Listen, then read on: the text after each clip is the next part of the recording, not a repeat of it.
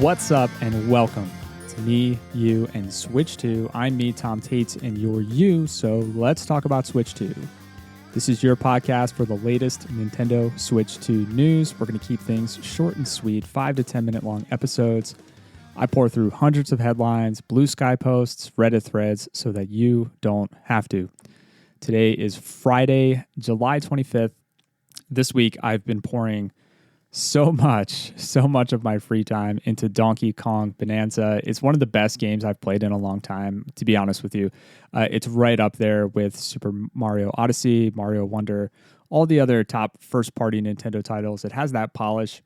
I'm going to guess that I'm about halfway through. I get so easily distracted in these types of games. This one especially, there's an outrageous amount of stuff just going on in each layer. So I rarely see kind of a challenge opportunity or a puzzle or a banana and just pass it by. I always have to go do the thing. So it's keeping me from kind of progressing through the game. But I've made it through quite a few layers. And I want to say maybe I'm halfway through, but amazing game. I'm curious if you are playing Donkey Kong Bonanza and how you feel about it. You can hit me up on Blue Sky or Instagram at Switch2Pod. That's Switch with the number 2 pod. I'm on all the things. So we have a lot of news today, so let's hit it. Super Mario Party Jamboree plus Jamboree TV.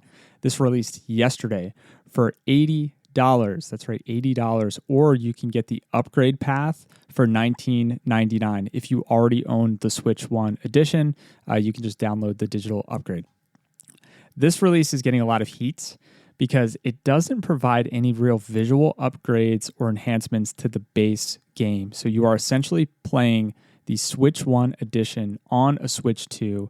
I believe I read that it's 720p in handheld, 1080p docked, and in the main menu, you just kind of access the main game or the new content, which is titled Jamboree TV. This is essentially its own game that's packaged together within the game. It's built for Switch 2. It has different rules. It's not as robust with the rule set or the options. I do not think it has access to every mini game, just the ones that were upgraded for Switch 2. And the Switch 2-ness of it really comes from things like mouse controls, audio input, and camera input that can be used to control the mini games. Polygon's review is titled Super Mario Party Jamboree Switch 2 Edition is the console's best tech demo yet. The Jamboree TV expansion is a thin offering that shows a ton of potential. And Eurogamer's review title is Super Mario Party Jamboree has decent enough Switch 2 additions, but I'm truly baffled by its presentation. Jamboree TV brings interesting new ideas, but its lack of integration into the core product is strange indeed. So you kind of get the idea here. This is a bummer because we are a Mario Party household, okay? I've got 3 kids, and they absolutely love this game. In previous Mario Party games, my wife and I have this ongoing tradition of playing whatever the latest Mario Party is on New Year's Eve because we're lame and old and we don't go anywhere. And Jamboree, honestly, has been one of the best entries, in my opinion, in quite a while. And it just sounds like Nintendo just didn't want to put the resources on this particular project to give it the full upgrade. They probably assumed we're not going to be selling thousands and thousands of titles. People aren't going to rebuy this game. Instead, you get a built-in mini game attached to a Switch 1 game full of mini games. So interesting for sure. We'll see how this plays out, and we'll see if other Nintendo Switch 1 titles kind of gets this treatment. I think $80 is a lot. WWE 2K25 released this week on Nintendo Switch 2 for a whopping $69.99. I have to be honest, these prices are making me a little bit queasy, considering that I bought my Game of the Year contender, Donkey Kong Bonanza, for $63 at Costco. And right now Donkey Kong retails for less than Mario Party with Jamboree TV and the same price for WWE 2K25. It's kind of crazy. I haven't read a full WWE review yet, but a few people across the web have said that it's a pretty decent and respectable port. It's running at 60 frames per second in places where the PS4 version runs at 30. So for now, we might finally have, a Switch console in Switch 2 that can keep up with some day one cross-platform releases. It's not going to be all day one cross-platform releases, but if you remember with Switch 1, it really took a while to get those third-party games running, and they were running really well, but they were compromised. I'm thinking about, the original Doom and Skyrim, playing Skyrim for the first time on Switch. It felt amazing, but it wasn't the same, as playing on the other consoles that it was available on. So interesting to see 60 frames per second. That's pretty awesome.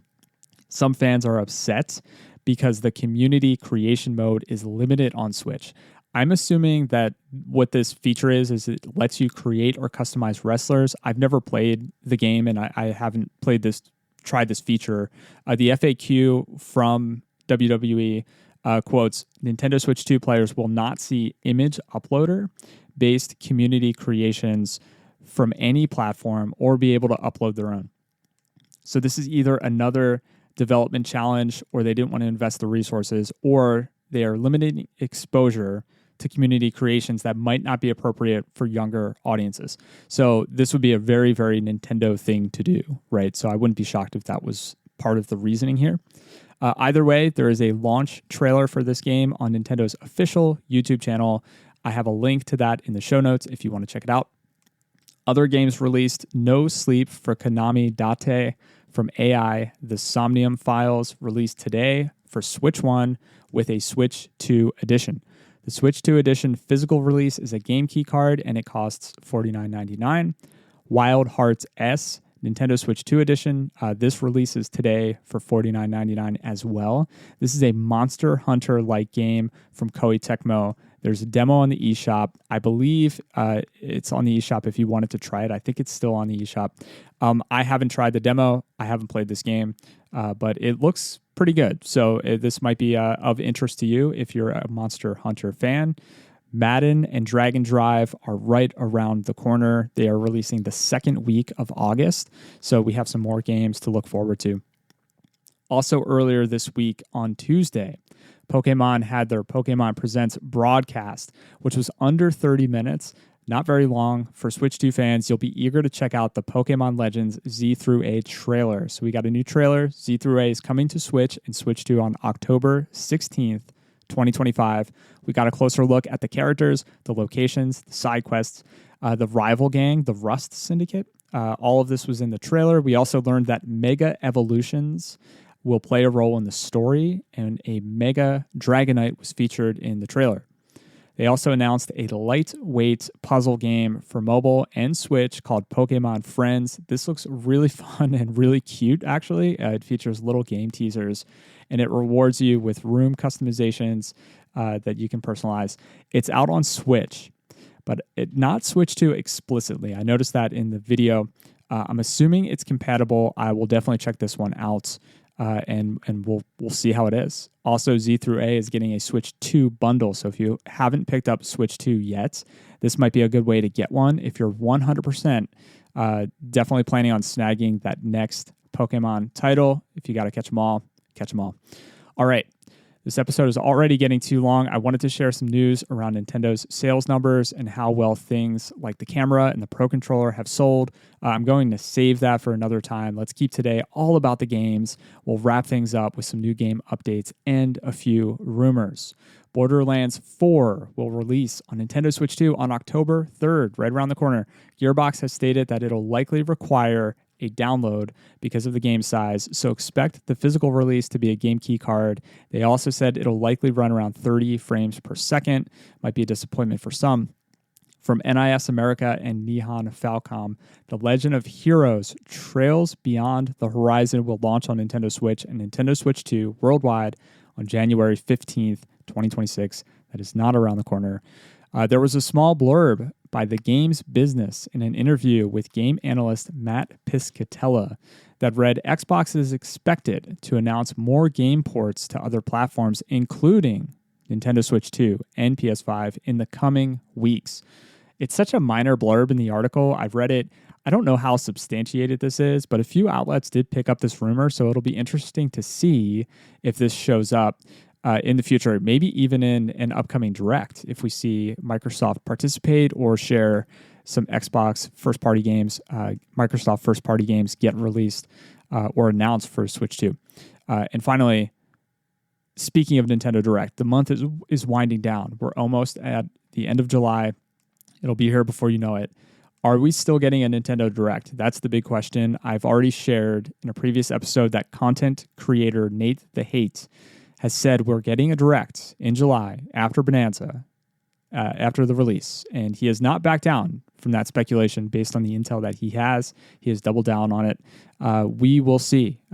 We have a week, right, to see if we get that Nintendo Direct. It could also be the first week of August. We covered a lot of games today. We went over 10 minutes. Thank you so much for sticking with it. If you're appreciating the show, a quick rating or review helps me continue to grow. I really appreciate it.